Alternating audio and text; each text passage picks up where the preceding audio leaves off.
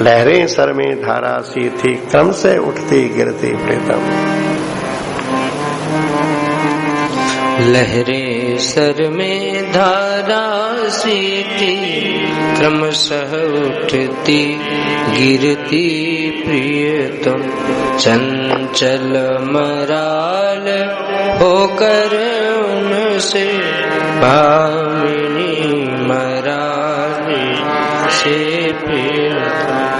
कहता प्यारी देखो ये है, दे रही पाद्य तुमको प्रियतम। फिर अर्घ्य आज मन भी पूजा स्वीकार करो इनकी प्रियतम। अपने प्राणों के रस से ये तुमको नहलाती है प्रियतम।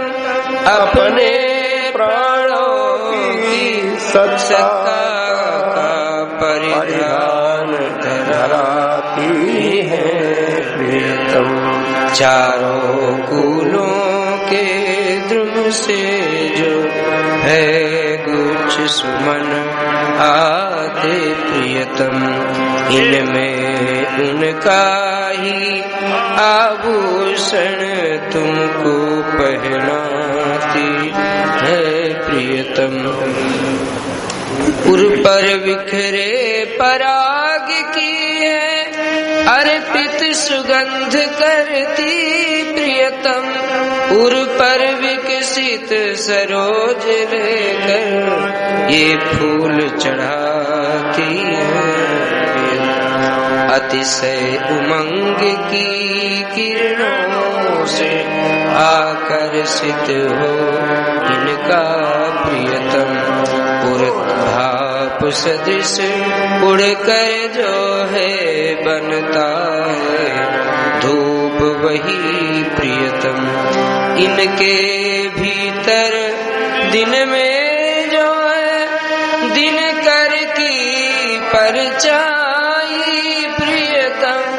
रजनी में तारक ससदर की वे ही है दीप भला प्रियतम। पद्म कर्णिका के भीतर उज्ज्वल रस वर्ण लिए प्रियतम।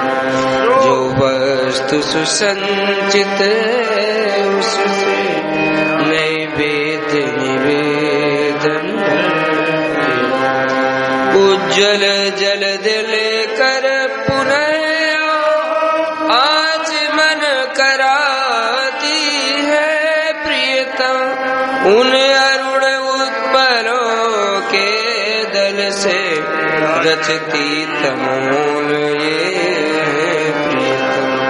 उज्ज्वल रस नीत पुरस्थल का है तर्पणी उनका प्रियतम। जो राग भरा सुर उसका मधुर स्तव है इनका प्रियतम। अपने स्वरूप में नित्य ये सभी दिशाओं में प्रियतम। जो घूम रही है इनका सत वह प्रणाम ही तो प्रियतम। इनके रहस्यमय अर्चन के उपचार मनोहर है प्रियतम। वो था प्रतिदिन बरटा नायक अनमनुहार गीत। सुनकर यह गीत भामिनी थी उसकी भी मुग्ध होती प्रियतम। देकर अपनी नीरव सम्मति नायक पर झुक पड़ती। दोनों ही कंठ मिला करते लहरों में धस पड़ते प्रियतम, आनंद मत होकर लहरें कूलों से टकराती प्रिया। भीतर ही भीतर उनके दोनों चलते रहते प्रियतम, लेटो है नीर बिहगी दल था, ऊपर ऊपर चलता प्रियतम। वह दाम पेच दोनों दल सुंदर जो चल पड़ता प्रियतम, उसके चित्रण की तूली वह जा पड़ी मेरे सर में प्रियतम। जय जय प्रियतम, जय जय प्रियतम, जय जय प्रियतम, जय जय प्रियतम।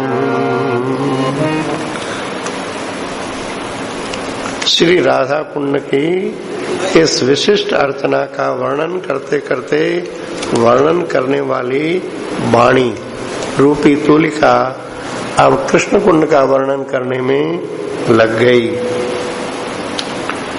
हे प्रीतम, उस वन में एक श्याम नीर से भरा गंभीर सरोवर है। ऐसा सरोवर है उसकी था आज तक कोई नहीं पा सका।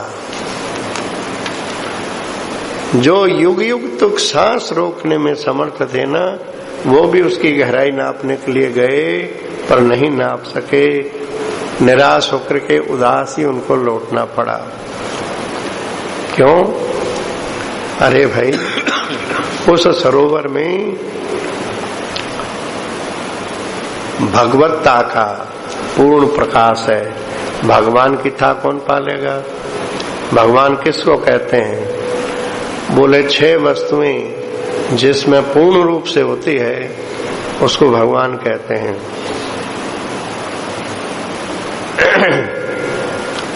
संपूर्ण धर्म, संपूर्ण यश, संपूर्ण श्री, संपूर्ण ज्ञान, संपूर्ण विराग,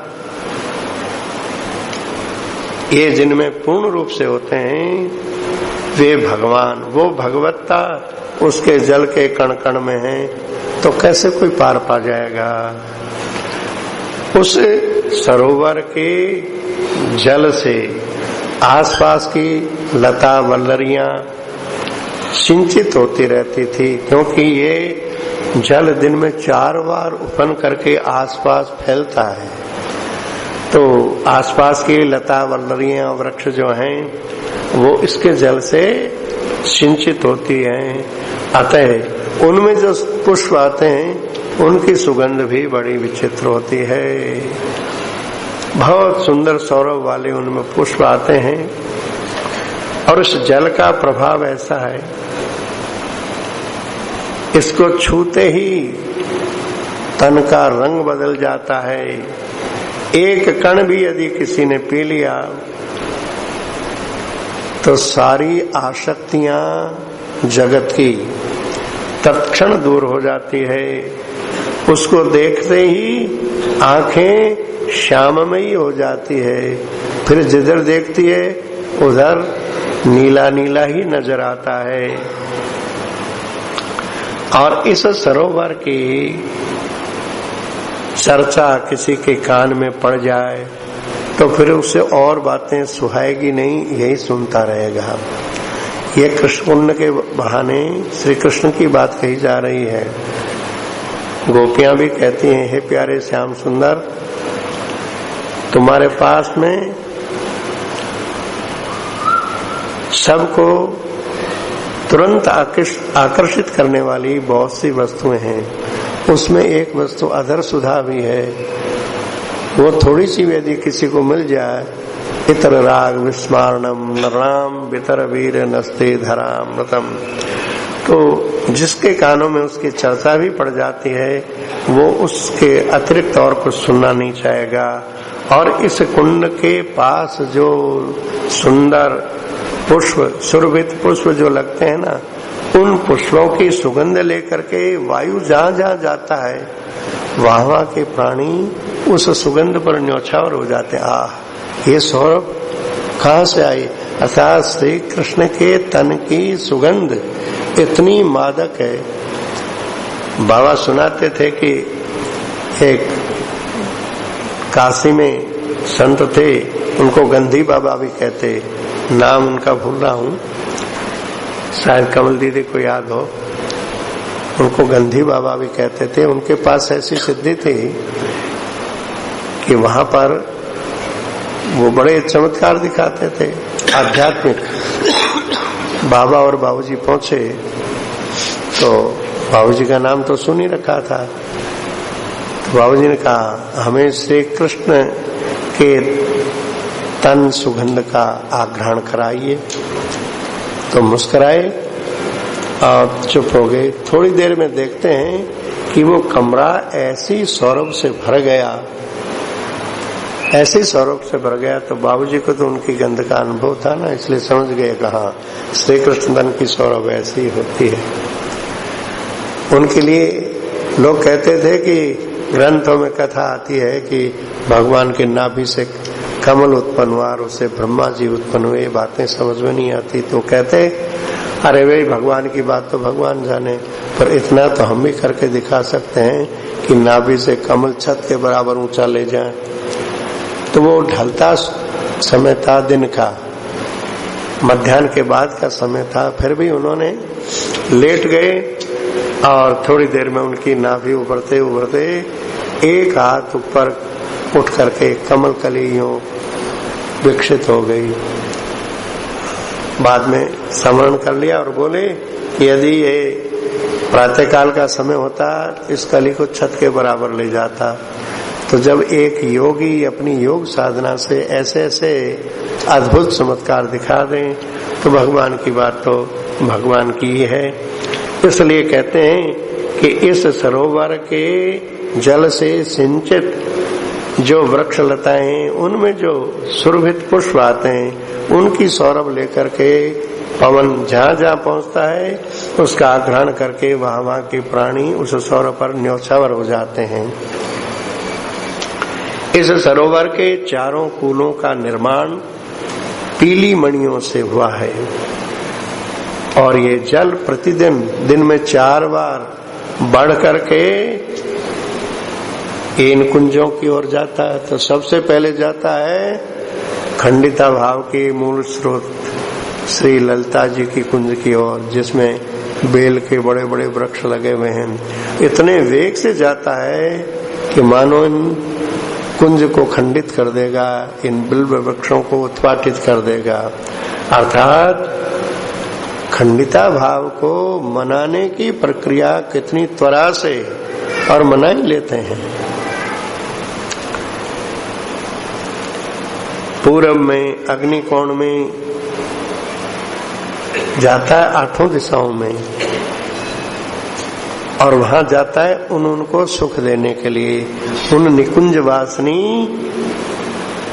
जो सखी हैं उनको सुख देने के लिए जाता है, चाहे वो देवाभिसार का हो, चाहे वो वासक सज्जा भाव वाली हो, चाहे प्रोषित पत्रिका हो, चाहे वो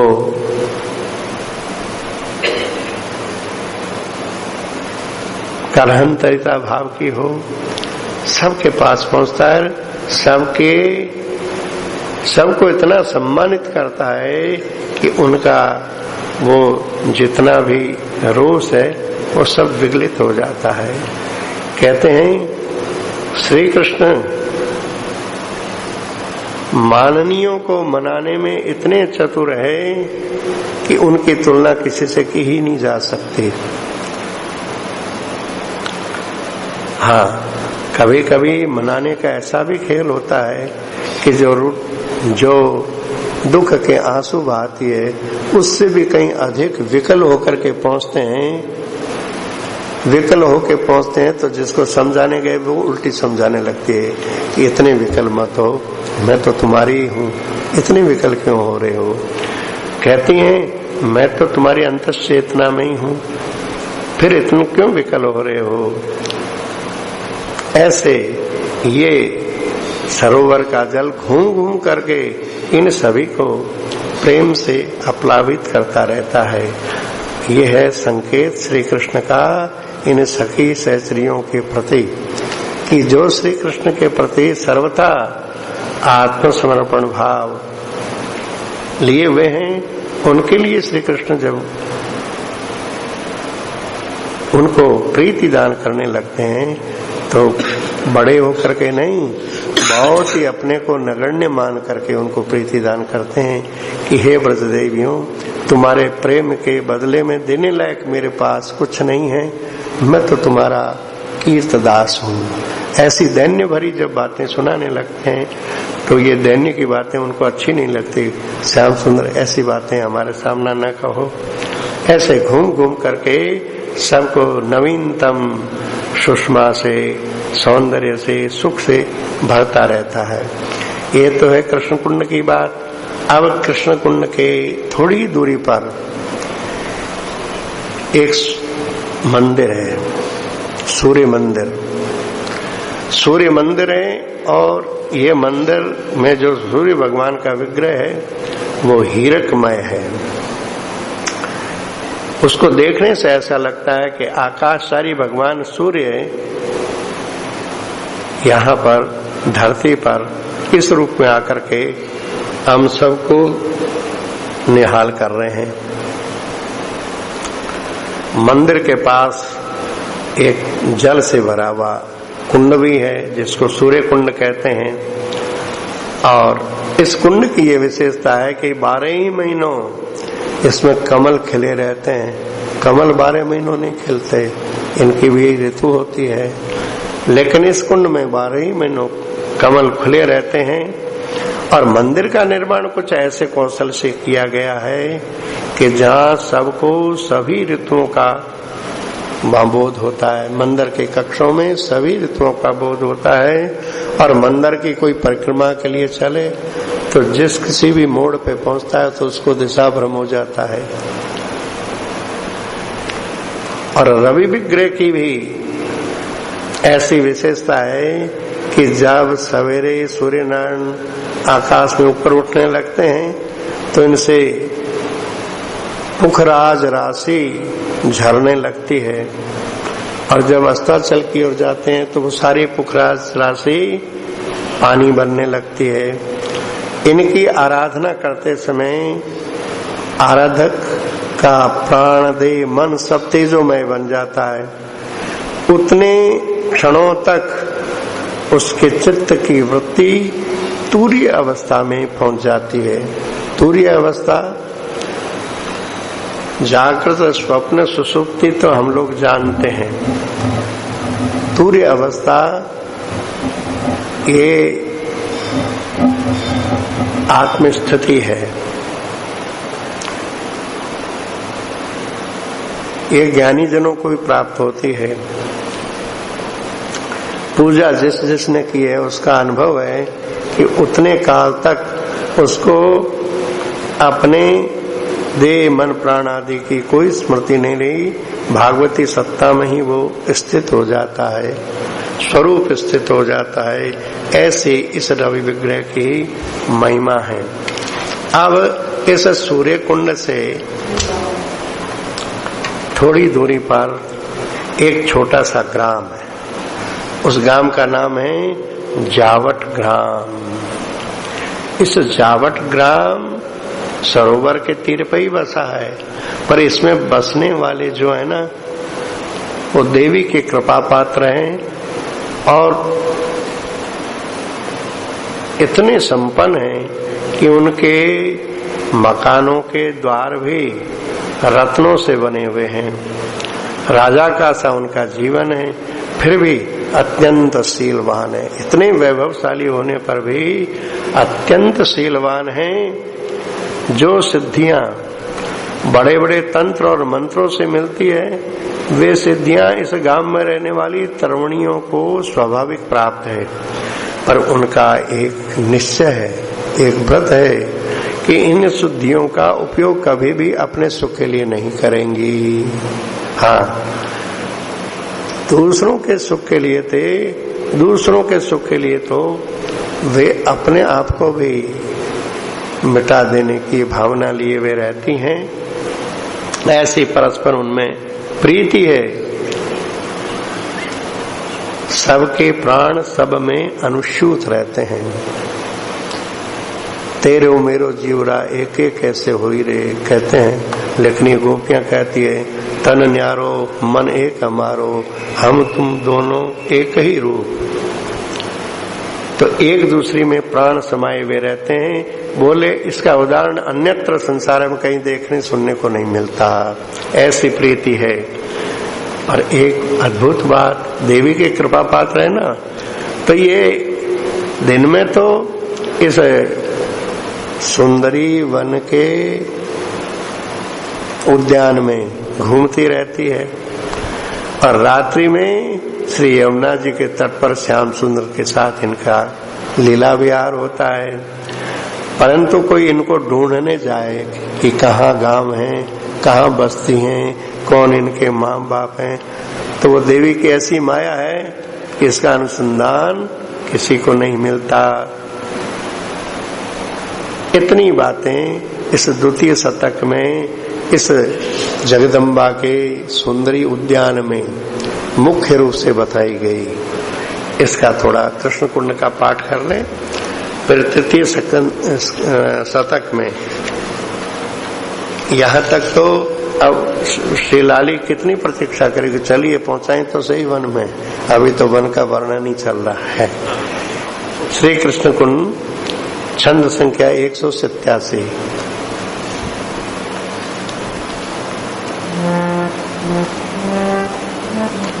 झांझ भी है, झांझ भी है, ले आओ झांझ भी ले आओ।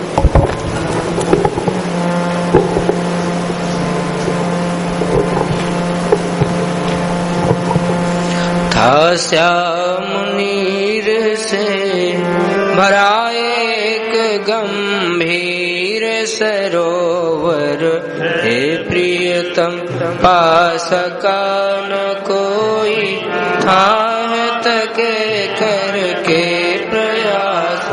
योगी प्रियतम जो श्वास रोक सकते थे युग तक बूढ़े उसमें प्रियतम, वे भी हारे निकले उदास इतना अगाध जल का प्रियतम। वह पुंज समग्र ईसता का जो धर्म और यश का प्रियतम, ठीक ज्ञान विराग सत्य का है उसके कण कण में था प्रियतम। उसके जल से बल्लरियां थी बन की सीधी जाती प्रियतम। लगते थे फूल और उनमें निरुपम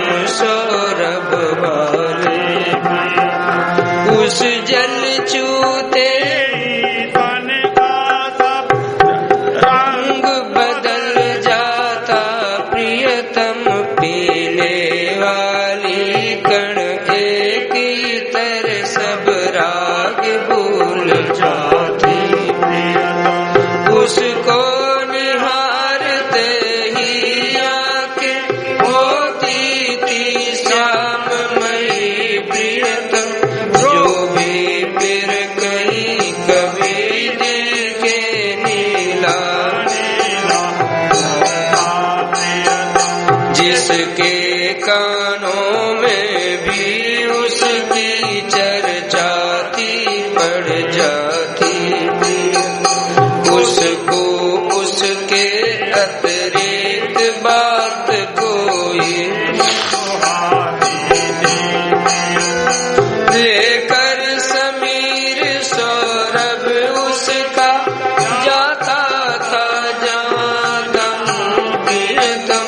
सब जीव वहाँ के उस पर थे न्योछावर हो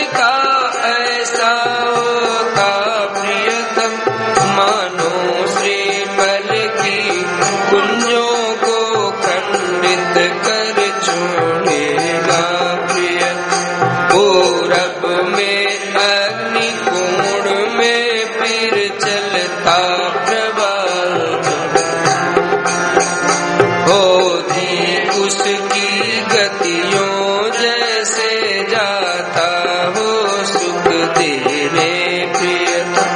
कोई आई हो दिन में करके अभिसार उसे प्रियतम, या इधर बिलखती हो कोई प्रेषित पति का उसको प्रियतम।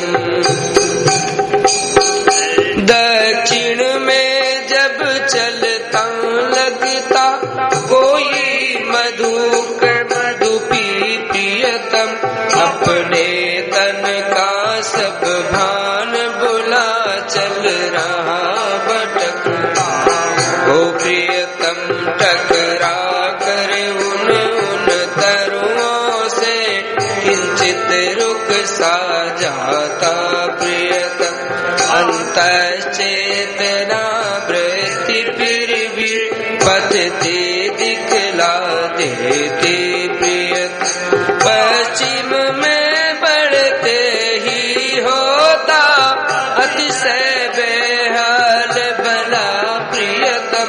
पीले मणियों की किरणें थी उसको समझाती से प्रियतम। मैं तो उर में हूँ धीरज आता न किंतु तब भी प्रियतम।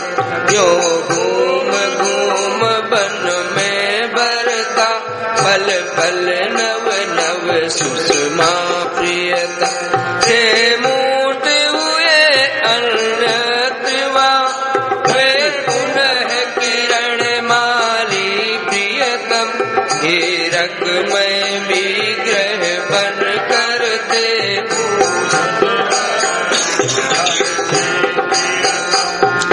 गिर के आगे कुंड एक था भरा हुआ जल से प्रियतम।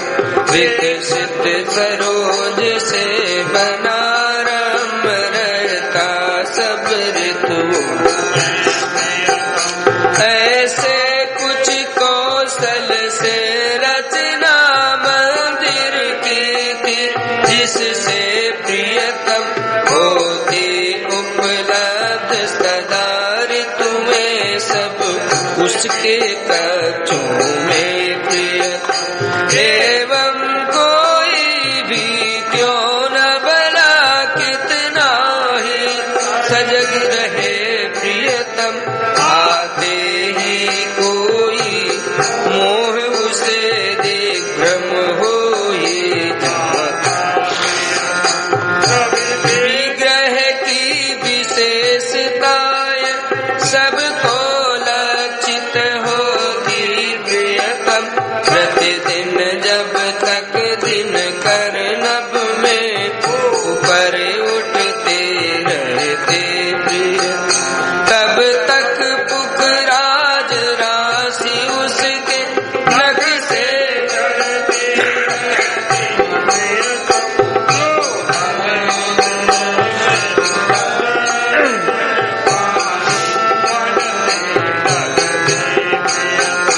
आराधन के भी समय तथा यह चमत्कार होता प्रियतम। अर्चक के प्राण देह मन थे तेजोमय बन जाते प्रियतम। सत्ता उठने क्षण बच रहती उस सूर नृत्य रस की प्रियतम। पूजा जिसने जिसने की थी सबका छोटा सा ग्राम एक अद्भुत का सार तीर पर था प्रियतम। वे रत्न जटित सब ग्रह उसमें बसने वालों के प्रियतम। देवी के कृपा पात्र वे थे निर्भय थे सभी सदा प्रियतम। राजा सा जीवन था उनका पर शीलवान वे थे प्रियतम। जो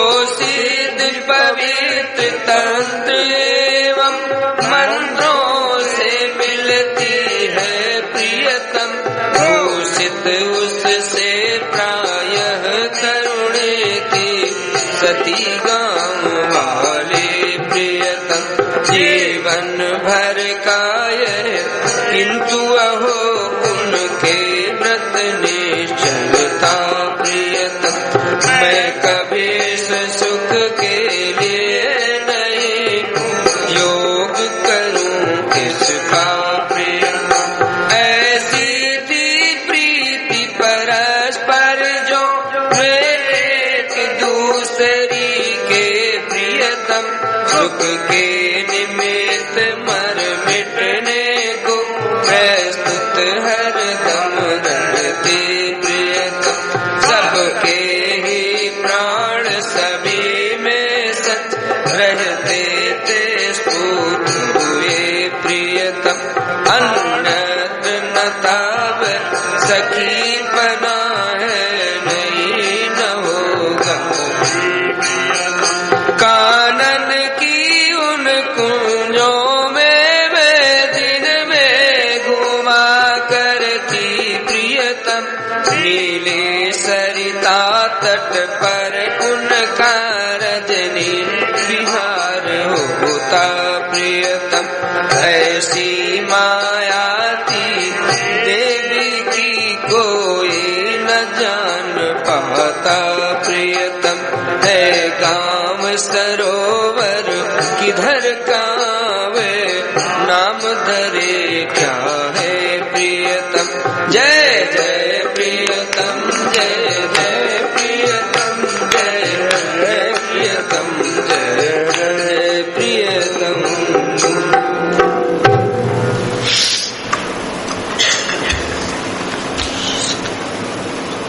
द्वितीय शतक में इस सुंदरी उद्यान का वर्णन, कैसा है सुंदरी उद्यान, उसमें मुख्य मुख्य दर्शन स्थल क्या हैं।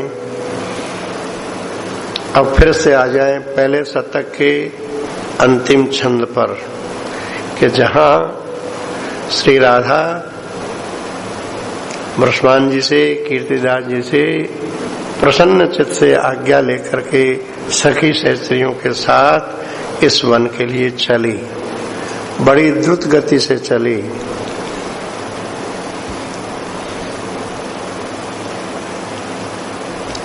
मंथर गति से चलती हंसती हुई ये वृषभान पुत्री श्री राधा,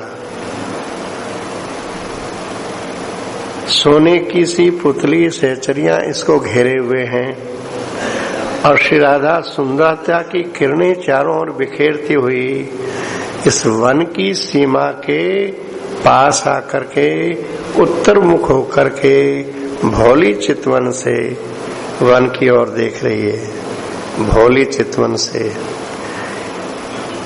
7 वर्ष की लली इस वन में प्रवेश पाने के लिए प्रथम बार आई है और यह शब्द दिया है भोली चितवन वाली लली।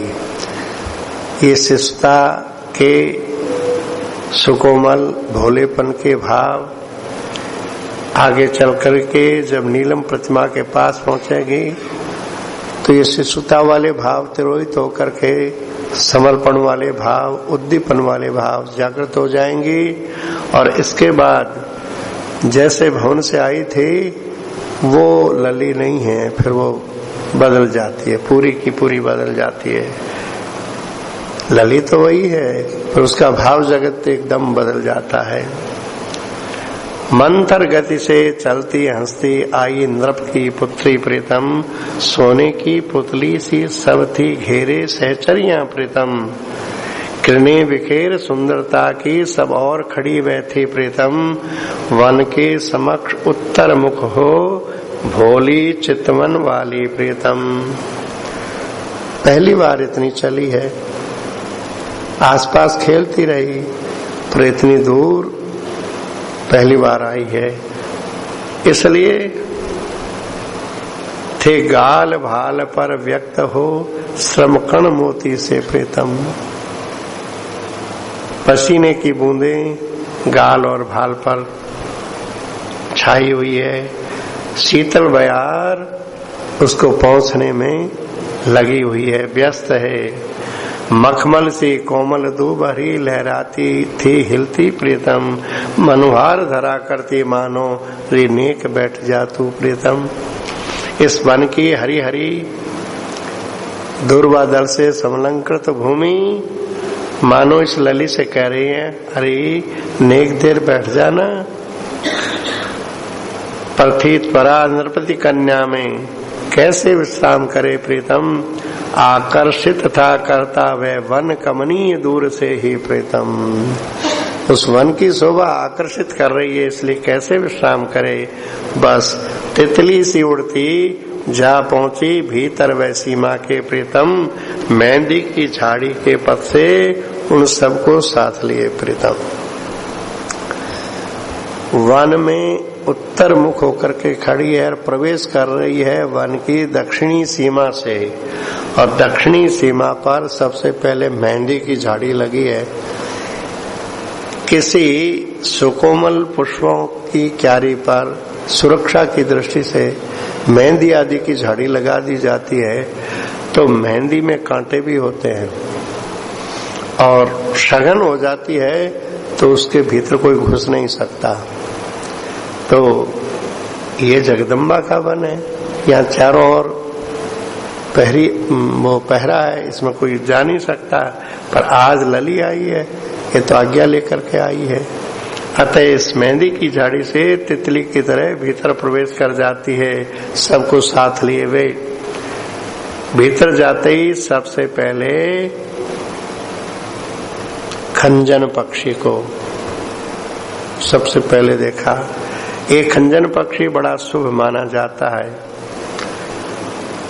इसके दर्शन होने पर यह माना जाता है कि कोई निश्चित मंगल विधान होने वाला है। शुभ शकुन बताते खंजन को पहले उसने देखा प्रीतम, जो सबसे अधिक सयानी थी सखियों में वह बोली प्रियम। श्री ललिता जी ने कहा, अप्रतिम यहाँ कोई मंगल निश्चय होगा सखीरी प्रीतम, मन में नृप कन्या के ससे उत्कंठा और बड़ी प्रीतम। अरे बहन, यहाँ तो कोई निश्चित सुमंगल होगा, इससे और उत्कंठा बढ़ी। इतने में उड़ आया कपोल अभिनंदन करने हे प्रीतम, वह कंठ फुलाकर लगा नृत्य अपना दिखलाने हे प्रीतम। कबूतर आया और सामने आकर के कंठ फुला करके नाचने लगा। इतने में ही पिहू पिहू करते मयूर आए, उन्होंने अपनी छतरी तान करके नृत्य करना शुरू किया। इतने में एक अत्यंत सुंदर सुख आया, सुख पक्षी, उसने भी आकर के प्रणाम किया।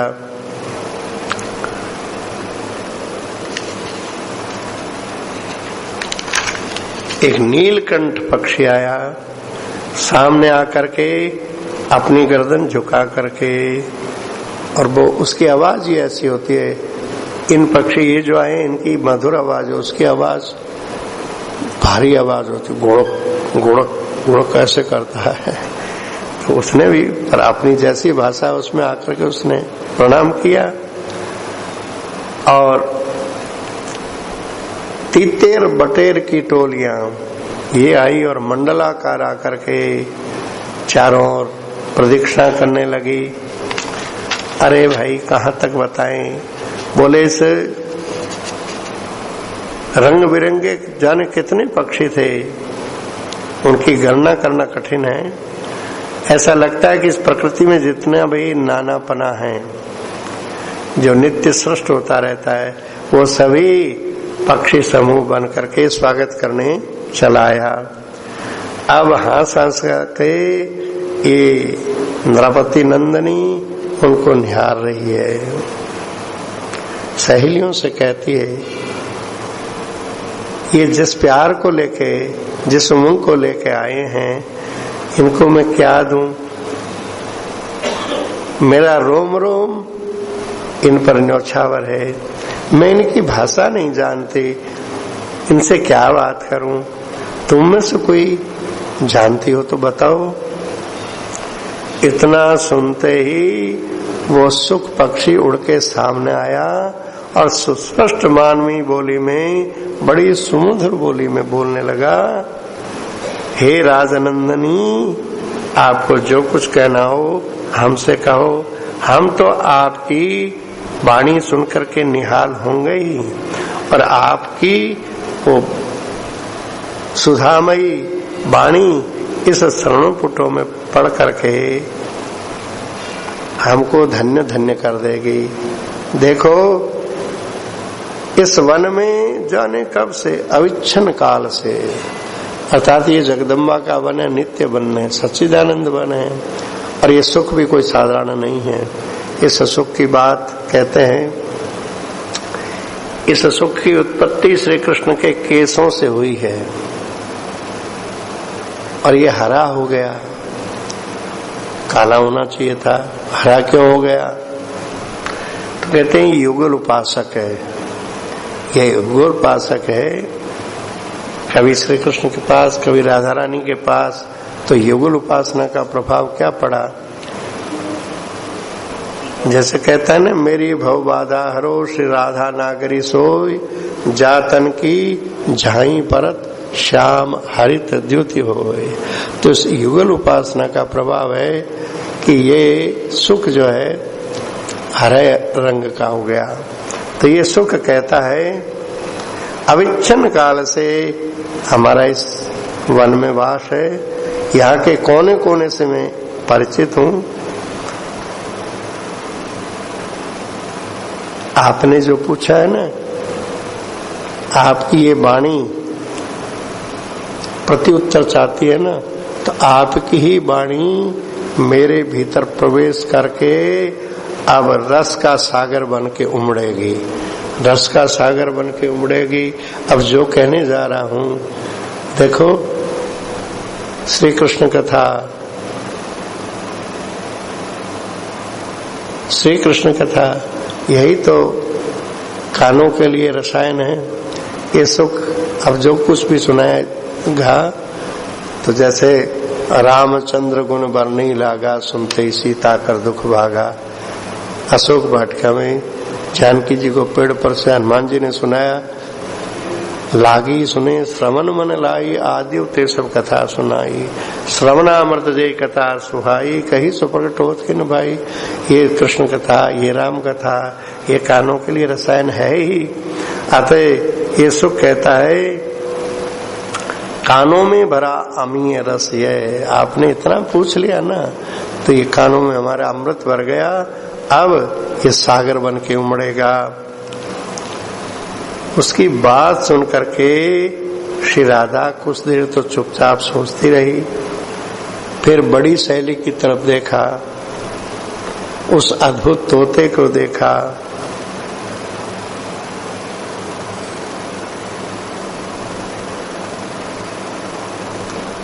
बड़ी सहेली कहती है, बहन ये सुख पक्षी होता है ना, ये अनुकरणशील स्वभाव का होता है, तो लगता है ये कहीं प्रतिपालित हुआ है, प्रतिपालित हुआ है, इसलिए मानवी भाषा बोलता है।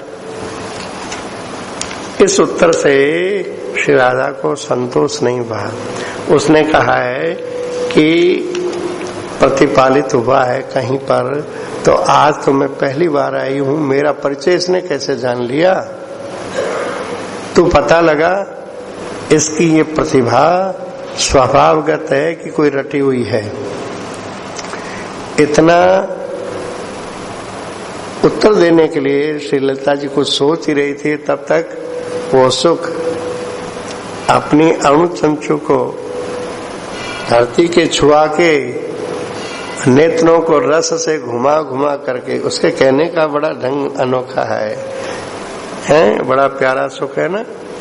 कहता है, हे राजकुमारी जी, आप हमारा परिचय जानना चाहती हैं, तो देखो हम उनके दास और दासी हैं जिनके तन में कालिमा और गौरपन निरुपम रूप से, निर्वधि रूप से रहता है, उनके हम दास और दासी हैं। यानी हम श्री राधा कृष्ण के ही, श्री राधा महादेव के ही नित्य दास और दासी हैं। वे जितना हमें पढ़ाते हैं उतना सही हमें ज्ञान का उदय होता है। हम तो उनके हाथ के यंत्र हैं। ये देवी, ये हमारी पलकों का पावड़ा आपके स्वागत में बिछा हुआ है। आज बड़े भाग हमारे जो तुम यहाँ पधारी। अब श्री राधा के विस्मय की सीमा नहीं, सीमा नहीं। यहाँ तक का पाठ अभी कर लेते हैं। मंथर गति से चलती हंसती आई नृप की पुत्री प्रियतम। इससे 16वें छंद तक, 216 तक ये रसार्चन है ना, इन शब्दों का महत्व है। हम इनकी व्याख्या कितनी करें, लेकिन इन शब्दों में जो सामर्थ्य भरी हुई है वो विलक्षण है।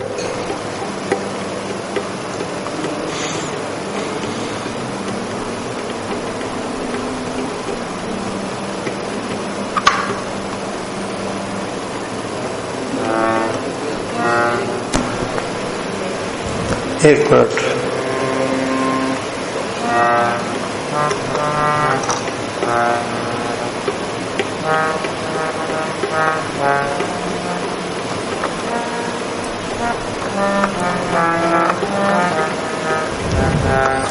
मंथर गति से चलती हंसती आई नृप की पुत्री प्रियतम। सोने की पुतली सी सब थी घेरे सहचरिया हे प्रियतम। किरणें बिखेर सुंदरता की सब ओर खड़ी वह थी प्रियतम। मन के समर उत्तर मुख हो भोली चितवन वाली प्रियतम। थे गाल वाल पर रहे व्यक्त हो मोती से प्रियतम। शीतल बयार जुर जुर करती थी व्यस्त पहुँचने में प्रियतम। मखमल सी कोमल दूब हरी लहराती थी हिलती प्रियतम। मनोहार भरा करती मानो पीनेक बैठ जा तू प्रियतम। पति कन्या में पर कैसे विश्राम करे प्रियतम। आकर्षित था करता वह वन कमनीय दूर से प्रियतम। चितली सी उड़ती जा पहुँची भीतर वह सीमा के प्रियतम। मेहंदी की झाड़ी के पत से उन सबको साथ लिए प्रियतम। शुभ सकुन बताते कंजन को पहले उसने देखा प्रियतम। जो सबसे अधिक सयानी थी सखियों में मैं बोली प्रियतम। अप्रतिमया कोई मंगल निश्चय होगा सखी प्रियतम। मन में नभ कन्या के इससे उत्कंठा और बढ़ी प्रियतम। इतने में उड़ आया कपोत अभिनंदन करने हे प्रियतम। वह कंठ फुला कर लगाने ते अपना दिखलाने हे प्रियतम। पीहू करके आया मयूर उसने तानी छतरी प्रियतम। सुंदर अत्यंत एक सुख था प्रणिपात किया उसने प्रियतम। आया वह नीलकंठ अपने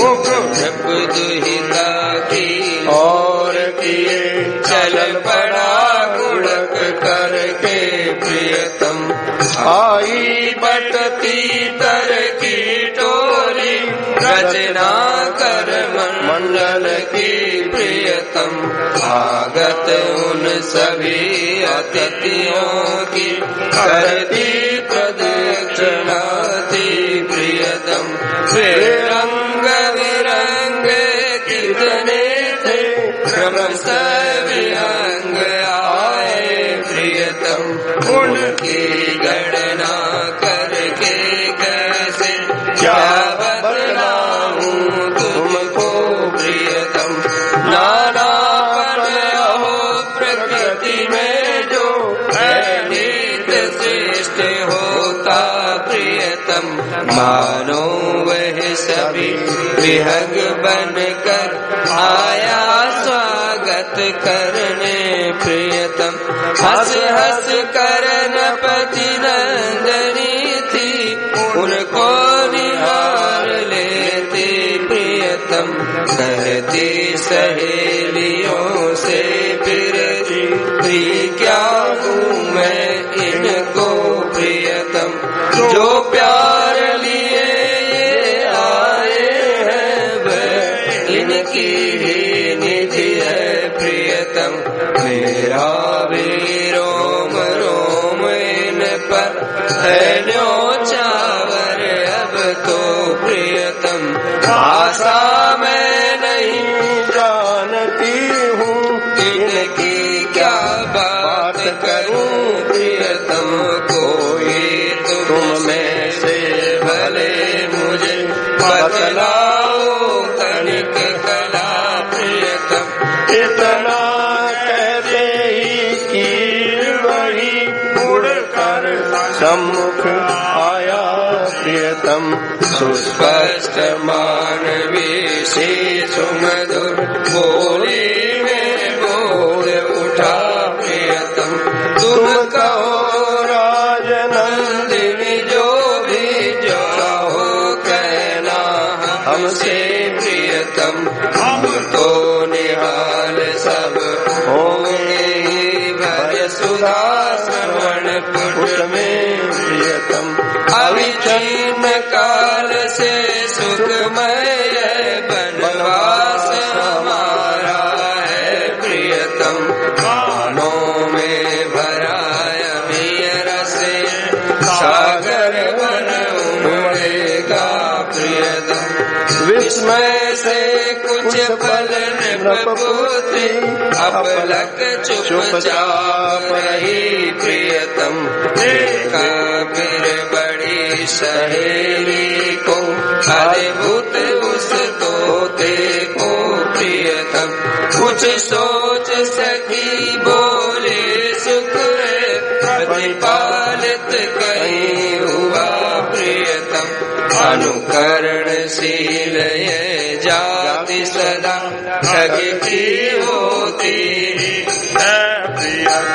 उत्तर से नपति तनुजा को न संतोषन किंतु हुआ प्रियतम बोली फिर इसने कैसे मेरा परिचय जाना प्रियतम तू पता लगा किसके घर ये है भला और इसकी प्रियतम प्रतिभा स्वभावगत है या रटी हुई विद्या प्रियतम सहचरी सोचती रही फिर से बोल उठा प्रियतम अवनी को अरुण चंचु से छू द्रग घुमा घुमा सुख हे राजकुमारी दास दासी हैं हम उनके प्रियतम कालिमा गौरपन निरुपम है निर्वधि तन में जिनके प्रियतम जब जितना हमें पढ़ाते हैं तब उतना ही प्रियतम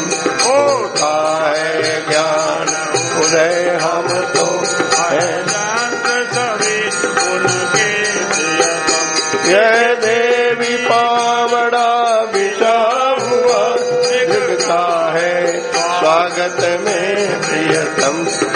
भाग बड़े हम सबके जो तुम यहाँ पधारे हो प्रियतम। जय जय प्रियतम, जय जय प्रियतम, जय जय प्रियतम, जय जय प्रियतम। राधिका रमण निरवधि जय जय जय अम्बुज नयन सदा प्रियतम। जय सतनंदन नंदन जय जय जय नाथ निरंतर हे प्रियतम। गोपिका प्राण सर्वदा तथा जय मन मत मदन हो प्रियतम। चिरकाल विश्व जय जय जय कृष्ण हरिश